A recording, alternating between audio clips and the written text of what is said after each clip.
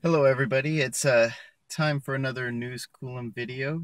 I wanted to share something with you. We have a new charger that's going in nearby in the neighborhood, and I figured I'd show it off to you guys and just kind of tell you about it and where it is and where it's located.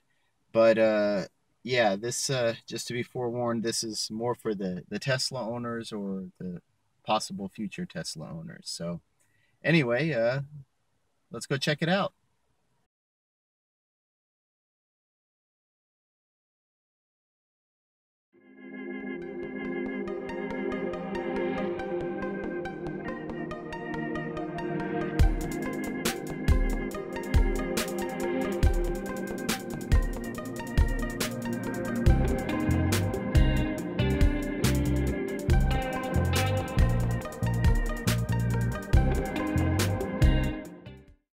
Okay, so it's still closed as of the time of this filming, but if you look over the fence, you can see the project that's going in.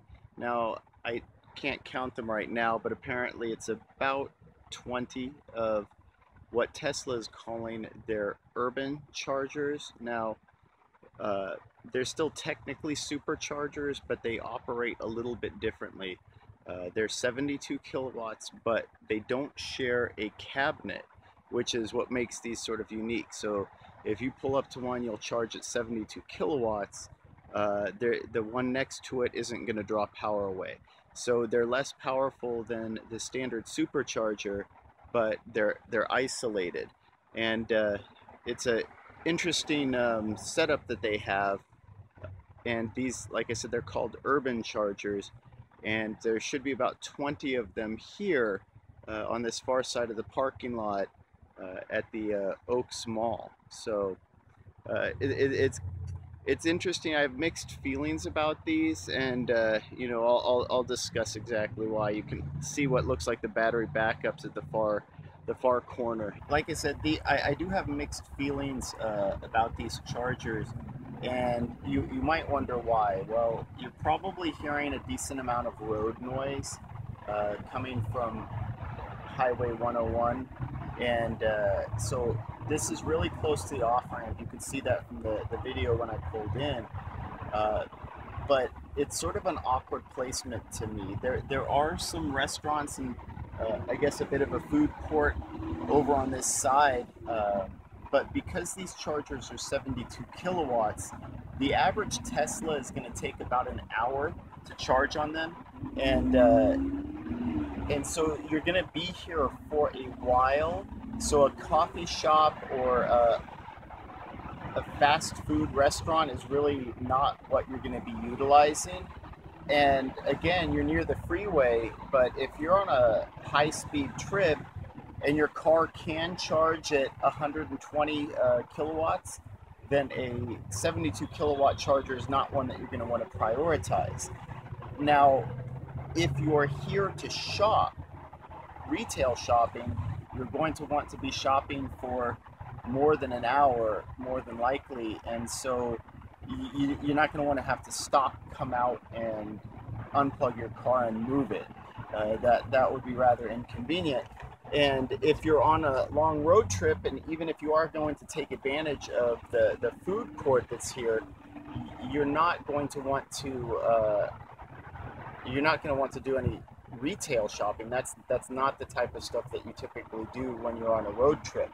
So yeah, it's just sort of a weird configuration in that regard. It's not. I'm not quite sure what the use cases are, and Tesla is calling these urban chargers, but that's typically for areas where people live in apartments. There's not a whole lot of garage parking. There's not an opportunity to charge at your apartment or your townhome or complex or wherever you're living. So if you're parking on the streets or whatnot, you'd need access to these. But Thousand Oaks is very much a residential type community, so you don't have that urban sprawl where people wouldn't be able to charge, and that makes it sort of a weird use case here. I'm not going to complain about having, I believe it's 20 units going in, but still, the usage, I think it remains to be seen how this is going to play out. But one thing that I think this does demonstrate, and I'll do a quick juxtaposition while I'm here at the mall, is what Tesla's doing right with their charger network. And because what they're doing right compensates for a lot of these questions. And in my opinion, the number one thing, it's not the speed of the network, it's not the cost, it's not the small convenient cord, or having a single cord port that you can do AC and DC.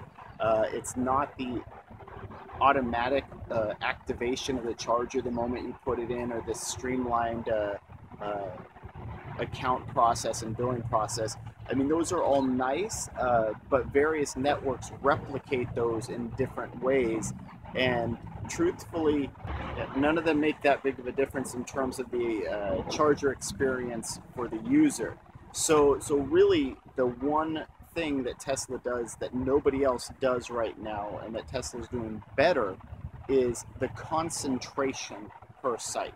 So even the Tesla Supercharger network in terms of distribution isn't that great, but they know enough to know to put 10, 20, 30, 40 chargers at a single location.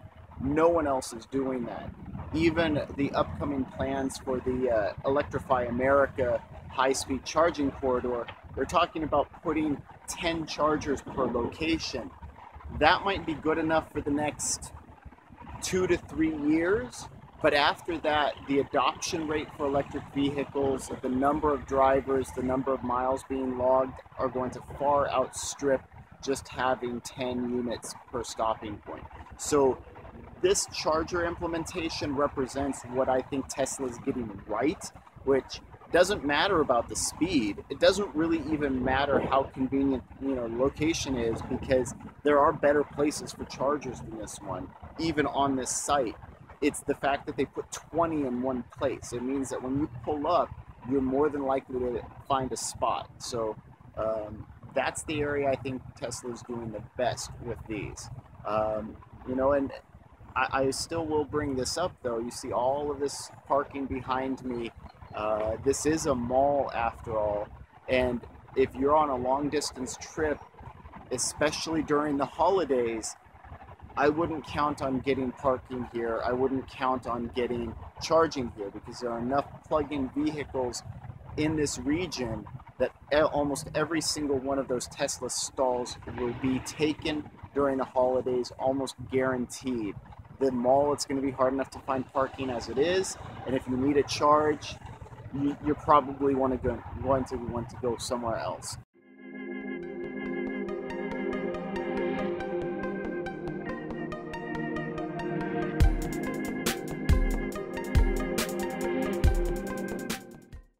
And so just some final thoughts on this. I've charged here many times before. We have a Leaf over there, but you notice there are a couple of the EVgo level, or the DC chargers, level 2 here.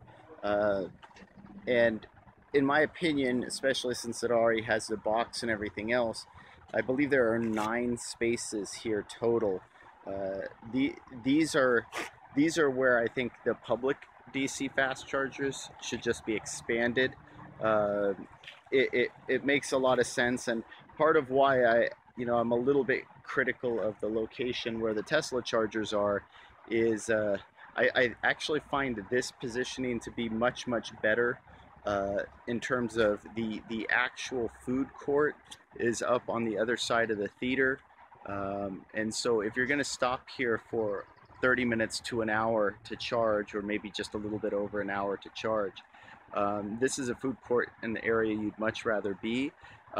It's about a 10 to 15 minute walk over here. So if you were going to use the other Tesla chargers, you're looking at adding about 20 to 30 minutes to your stop just to access the food court. So again, though, I think if we have some public chargers over here, then it would be very beneficial. So hopefully EVgo gets on expanding that. But one thing that EVgo has had issues with their DC fast chargers is how much of a space they take up. It's part of the reason they implement them the way they do is they're very thick, and so they take up spots between parking, which limits how many you can fit. And if you look here, you'd have to do a whole lot of landscaping in order to create pedestals for them, and you're not going to be able to do it like you did for the level 2 over there, which is why I think some of ChargePoint's current designs might actually be better. You could very easily put one of ChargePoint's new Express Plus, in their cabinet, and 6 to 8 chargers along this row, and have a lot of really fast, really effective charging options. But anyway, just wanted to kind of juxtapose the difference between the Tesla urban charger site over there and this EVgo site. Like I said, the biggest strength I think in the Tesla network right now is nothing other than the concentration of chargers that they put per site, because that's really what dictates the user's experience.